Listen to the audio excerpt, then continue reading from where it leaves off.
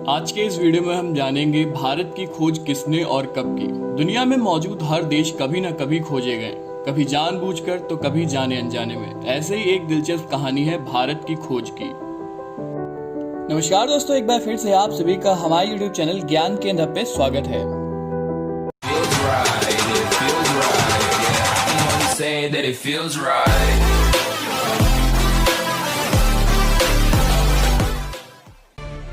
ऐसे में आप भी भारत की खोज से जुड़ी जानकारी तो जरूर लेना चाहेंगे। तो चलिए आज आपको बताते हैं कि भारत की खोज कैसे हुई।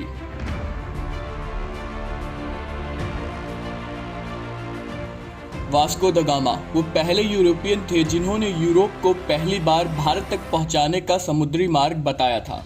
उससे पहले भारत यूरोपीय देशों की पहुंच से बहुत दूर था। यूरोप मसाले मिर्च अरब देशों से खरीदता था, लेकिन अरब देश के व्यापारी यूरोप को ये जानकारी नहीं देना चाहते थे कि वे मसाले किस जगह पैदा करते हैं। ऐसे में यूरोप को व्यापार के लिए अरब देशों से अच्छे विकल्प की जरूरत महसूस हो रही थी। भारत तक पहुंच बना पाना आसान नहीं था, क्योंकि भारत के एक ओर हिमालय की ऐसी श्रृंखलाएं हैं जिन्हें पार कर पाना तब संभव नहीं था। वहीं दूसरी ओर भारत तीन ओर से समुद्रों से घिरा था। ऐसे में भारत पहुंचने के लिए यूरोप के पास तीन विकल्प थे। पहला, रशिया पार करके चीन से बर्मा पहुंचकर भारत आने का रास्ता, जो बहुत लंबा और खतरों से भरा था। दूसरा, अरब और ईरान को पार करके भारत पहुंचना, लेकिन ये रास्ता अरब के लोगों द्वारा ही इस्तेमाल किया जाता था और अरब के लोग इस मार्ग से किसी और को घुसने की अनुमति नहीं देते थे। तीसरा, समुद्र के रास्ते भारत पहुंचना, लेकिन इस रास्ते में समुद्र ही एक बड़ी चुनौती था।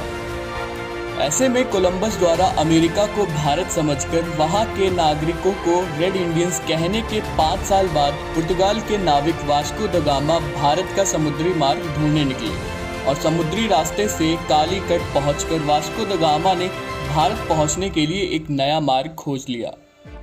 8 जुलाई सन 1497 को वास्को द गामा 4 जहाज़ों के साथ एक बेड़े के साथ लिस्बन से निकले थे और 20 मई 1498 में वास्को द गामा ने समुद्र के रास्ते कालीकट पहुंचकर यूरोप वासियों के लिए भारत पहुंचने का एक नया मार्ग खोज लिया था और इस तरह यूरोप को भारत तक पहुंचाने का ऐतिहासिक कार्य वास्को द गामा ने किया। भारत की खोज सर्वप्रथम सन 20 मई 1498 को वास्को द गामा ने की। यह कोई नहीं, सिर्फ एक समुद्री यात्रा थी जो कि एक नौसेना के कमांडर के पद पर कार्यरत था। भारत को पुराने समय में सोने की चिड़िया कहा जाता था। भारत के लिए जलीय मार्ग की खोज सन 1498 ईस्वी में पुर्तगाल के नाविक व व्यापारी वास्को द गामा ने की थी और यह सबसे पहले भारत पहुंचा था। मौर्य काल से ही भारत विदेशों के साथ व्यापार होता चला आ रहा है। वास्को द गामा का प्रमुख उद्देश्य भारत में मसालों का व्यापार करना था। इसी उद्देश्य के साथ उन्होंने कई लड़ाइयां लड़ी और कुछ लड़ाइयों में उन्होंने विजय भी प्राप्त की।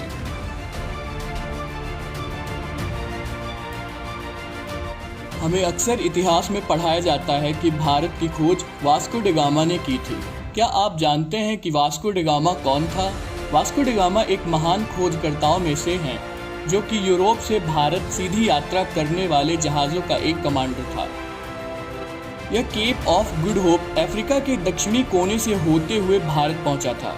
इसको भारत का अन्वेषक यानी कि इन्वेस्टिगेटर के अलावा अरब सागर का महत्वपूर्ण नौसेनानी और ईसाई धर्म के रक्षक के रूप में भी जाना जाता है। वास्को द गामा ईसाई धर्म के रक्षक थे। इनका जन्म साइनस यानी कि पुर्तगाल है।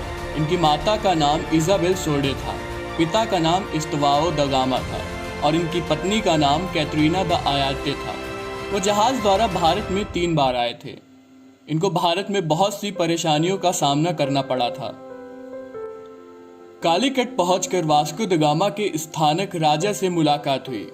इन्होंने राजा से व्यापारिक सहूलियत लेने की कोशिश की, लेकिन उनके मुस्लिम दरबारियों ने इस काम में अड़चन पैदा की, क्योंकि वे पुर्तगाली थे। इन सबके पश्चात अगस्त सन 1498 को वास्को द गामा ने अपने देश की ओर वापस जाने का निर्णय लिया, लेकिन उनके देश वापस जाने का यह रास्ता विपरीत मौसम के कारण काफी खराब एवं उनके दल के आधे से ज्यादा व्यक्ति बीमारियों की वजह से मारे गए।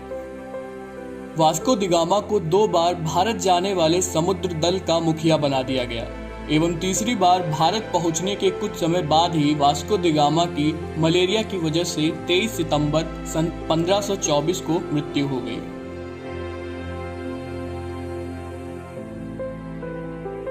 भारत एशिया महाद्वीप में स्थित है। एशिया शब्द का अर्थ सनराइज है। एशिया महाद्वीप 2 गोलार्धों में स्थित है, उत्तरी गोलार्ध और पूर्वी गोलार्ध। एशिया महाद्वीप जनसंख्या की दृष्टि से एवं क्षेत्रफल की दृष्टि से सबसे बड़ा महाद्वीप है। एशिया महाद्वीप ने कुछ प्राचीन सभ्यताओं को भी जन्म दिया है। एशिया महाद्वीप के अंतर्गत आने वाले भारत देश में ही सबसे ऊंचा बिंदु माउंट एवरेस्ट स्थित है।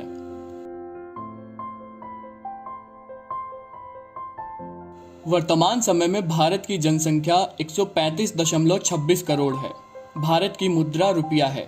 भारत में अनेक प्रकार की क्षेत्रीय भाषाओं को मान्यता प्राप्त है। यहाँ 22 भाषाएं बोली जाती हैं।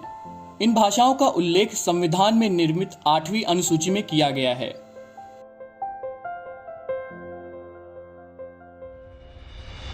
क्या आप जानते हैं कि जो हमारा भारत देश है वह किस गोलार्ध में स्थित है? यदि नहीं तो आइए हम आपको बताते हैं कि भारत किस गोलार्ध में स्थित है। पृथ्वी पर मौजूद महाद्वीपों को यदि अच्छी तरह समझना चाहते हैं तो ग्लोब को समझना बहुत जरूरी है। हमारा भारत उत्तरी तथा पूर्वी गोलार्ध में स्थित है। गोलार्ध 2 शब्द गोला तथा अर्धगोला से मिलकर बना हुआ है। गोला का अर्थ ग्रह तथा अर्ध का मतलब किसी भी चीज का आधा, अर्थात गोलार्ध का मतलब आधा गोला होता है। पृथ्वी एक ग्रह है जहां हम रहते हैं। इस पृथ्वी पर 7 महाद्वीप हैं। विश्व के देश इन्हीं 7 विभिन्न महाद्वीपों में बटे हुए हैं। उत्तरी भाग में उत्तरी अमेरिका, दक्षिण अमेरिका का उत्तरी हिस्सा, यूरोप, अफ्रीका के उत्तरी भाग का 2/3 हिस्सा भी उत्तरी गोलार्ध के अंतर्गत आता है। भारत एशिया महाद्वीप के दक्षिणी भाग का हिस्सा है। इस आधार पर भारत 2 गोलार्धों के अंतर्गत आता है। भारत मुख्यतः उत्तरी तथा पूर्वी गोलार्ध में स्थित है। एशिया के अलावा अन्य महाद्वीप की बात करें तो यह भिन्न गोलार्ध में पड़ता है। आमतौर पर पूर्वी गोलार्ध में अधिकांश अफ्रीका, लगभग आधे अंटार्कटिका, पूरे एशिया, ऑस्ट्रेलिया, ओशनिया और अधिकांश यूरोप शामिल हैं। तो ये थी भारत देश से जुड़ी कुछ अहम जानकारी। उम्मीद करते हैं ये वीडियो आपको पसंद आया होगा। अगर आपके पास भी कुछ ऐसे इंटरेस्टिंग टॉपिक्स हैं जिनके बारे में आप जानना चाहते हैं तो वीडियो कमेंट बॉक्स में हमें बताएं और हम कोशिश करेंगे उस पर वीडियो बनाने की। अगर आपको हमारा वीडियो पसंद आया हो तो हमारे वीडियो को लाइक करें, शेयर करें और हमारे यूट्यूब चैनल को सब्सक्राइब जरूर करें और साथ ही बेल आइकन को जरूर दबाएं ताकि आपको हमारे अपडेट सबसे पहले मिलते रहें। तो यार आज के लिए बस इतना ही। मिलते हैं अगली वीडियो में। तब तक के लिए जय हिंद, जय भारत।